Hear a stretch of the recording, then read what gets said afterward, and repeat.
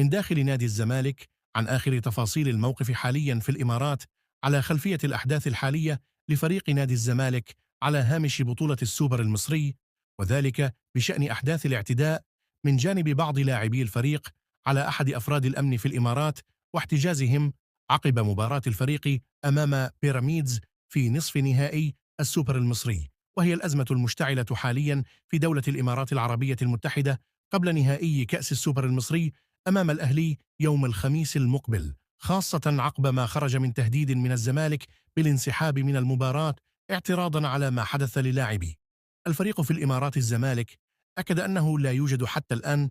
نية حقيقة للانسحاب من البطولة قبل النهائي، والفريق يتدرب بشكل طبيعي، موضحا أن أزمة اللاعبين في الإمارات لم تنتهي حتى الآن، ولا يزال هناك محاولات لحلها من جانب مسؤولي الزمالك والسفير المصري. فريق نادي الزمالك